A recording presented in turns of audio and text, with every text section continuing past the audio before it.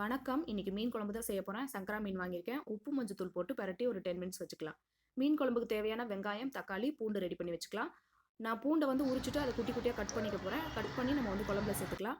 வெங்காயத்த வந்து கொர கொரப்பா அரைக்கிறதுக்காக நம்ம மிக்ஸியில போட்டு அரைச்சுக்கலாம். தக்காளியும் அதே மெத்தட் தான். இப்போ கடாயில வந்து நல்லெண்ணெய் ஊத்திருக்கேன். நல்லெண்ணெய் ஊத்துனதுக்கப்புறம் கடுகு, வெந்தயம் அது 2ம் நல்லா பொரியட்டும் முதல்ல.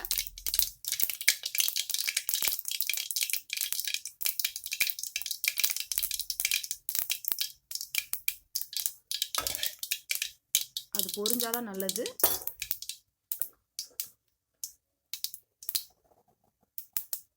இப்போ பூண்டு, கருவேப்பிலை சேர்த்துக்கலாம்.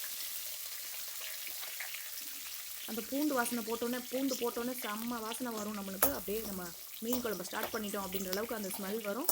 அண்ட் அது வந்து பூண்டு வந்து நல்லா கொஞ்சம் வதங்கட்டும், ஒரு ப்ரௌனிஷ் கலர் வரும்.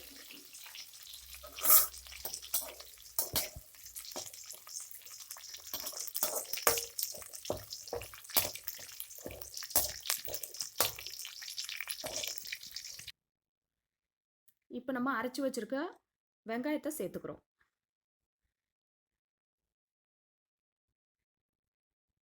அதையும் சேர்த்து நல்லா வதக்கிக்கலாம். கொஞ்சம் உப்பு இந்த டைமில் சேர்த்துக்கலாம். சேர்த்துட்டா கொஞ்சம் அந்த வெங்காயம் நல்லா வதங்கும். வெங்காயமும் அதே சமயம் அதே கலரில் தான் ப்ரௌனிஷாக வரணும் நல்லா. மீன் குழம்புக்கு நம்ம எந்த அளவுக்கு வதக்குறோமோ அந்த அளவுக்கு டேஸ்ட் நல்லா இருக்கும்னு சொல்லுவாங்க. இப்போ தக்காளியும் நம்ம வந்து மிக்சியில் ஆட்டிக்கிறோம். எங்கள் வீட்டில் மிளகாத்தூள் காலி ஆயிடுச்சு. அதனால் நான் வந்து அதாவது வரமிளகாயை காஷ்மீரி மிளகாவை வந்து நான் அதில் ஒரு 4-5 எனக்கு தேவையான அளவு அதோட சேர்த்தே நான் தக்காளியை சேர்த்தே நான் வந்து அரைச்சிட்டு போடுறேன். அதனால் அந்த தக்காளி வந்து ரொம்ப ரெட்டிஷாக இருக்கும். வேறு ஒன்றும் இல்லை. இப்போ தக்காளியும் சேர்த்து நம்ம வந்து நல்லா வதக்கிக்கலாம்.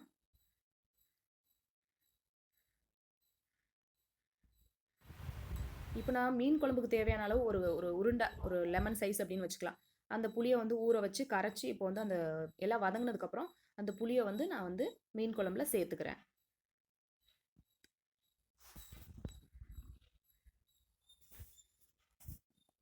நமக்கு எவ்வளோ குழம்பு வேணுமோ அந்த அளவுக்கு நம்ம வந்து கூட்டி வச்சுக்கலாம். தண்ணியும் ஊற்றிருக்கேன், அதே சமயம் புளியும் வந்து கரைச்சி ஊற்றிருக்கேன். இப்போ நம்ம ஊற வச்சிருக்க உப்பு மஞ்சத்தூள் போட்டு ஊற வச்சிருக்கக்கூடிய ஃபிஷ்ஷை வந்து நம்ம வந்து ஒன்று ஒன்றா சேர்த்துக்கிறோம். சேர்த்ததுக்கப்புறம் அப்படியே காய்கறி கிண்டுற மாதிரி போட்டு கிண்டிடக்கூடாது. லேசாக நம்ம என்ன பண்ணணும் அப்படின்னா அடியில் இது பண்ணி அப்படி லேசாக வந்து இது பண்ணணும். 10 மினிட்ஸ் போதும் இந்த மீன் வந்து வேகிறதுக்கு. அப்படியே மீடியம் ஃப்ளேமில் வந்து அப்படியே மூடி வச்சிட்டோம் அப்படின்னா நமக்கு வந்து நல்ல ஃபிஷ் வந்து நல்லா குக் ஆகிடும். அதே மாதிரி இந்த மாதிரி தான் கிண்டணும், பொறுமையாக கிண்டணும். அதே மாதிரி பாருங்கள், 10 மினிட்ஸில் நமக்கு ஃபிஷ்ஷும் வந்து வெந்துடும். இந்த பாருங்கள், ஆவி அடிக்குது மேலே. மீன் குழம்புல கொத்தமல்லி தூள் சொல்ல மறந்துட்டேன். அது ஒரு 3 ஸ்பூன் கிட்ட சேர்த்துக்கோங்க. இது வந்து வஞ்சரம் மீன் ஃப்ரைக்காக மசாலா ரெடி பண்ணியிருக்கேன். அதில் சேர்த்துருக்கக்கூடிய பொருட்கள் பார்த்தீங்க அப்படின்னா மிளகுத்தூள், சீரகத்தூள், மிளகாய்த்தூள், அரிசி மாவு, கொத்தமல்லி பவுடர் அண்ட் உப்பு, மஞ்சத்தூள் இதெல்லாம் சேர்ந்து தண்ணி ஊற்றி மிக்ஸ் பண்ணி கொஞ்சம் திக்காக கலந்துட்டு இப்போ வந்து ஃபிஷ்ஷில் வந்து நம்ம அப்ளை பண்ணி ஒரு அரை மணி நேரத்துக்கு மேலே வைக்கலாம். அதுக்கு மேலே வச்சோம் அப்படின்னா நமக்கு லஞ்ச் டைம்லாம் தாண்டிடும். அரை மணி நேரம் டு 1 ஹவர் நான் வைப்பேன். அவ்வளோதான் நான் வைப்பேன் எப்பயுமே. ஸோ கடாயில் வந்து எண்ணெய் ஊற்றிட்டு நம்ம வந்து ஃபுல்லாக ஒரு கருவேப்பிலை லீஃப் ஃபுல்லாக போட்டுடலாம். ஸோ அதை போடும்போது நமக்கு வந்து இன்னும் அந்த மீனில் வந்து அந்த கருவேப்பிலையுடைய ஸ்மெல் வந்து இறங்கி சூப்பராக இருக்கும். ஸோ ஒரு 20 மினிட்ஸ்க்கு அப்புறம் இந்த ஃபிஷ் ஃப்ரையும் ரெடி ஆயிடுச்சு. ஸோ இன்றைக்கான லஞ்ச் வந்து மீன் குழம்பு அண்ட் வஞ்சரம் மீன் ஃப்ரை அண்ட் சாப்பாடு, ரசம் எல்லாம் சேர்ந்து நம்ம வந்து இன்றைக்கி ப்ரிப்பேர் பண்ணியிருக்கோம். ஸோ நீங்களும் செஞ்சு அசத்துங்க. தேங்க்யூ.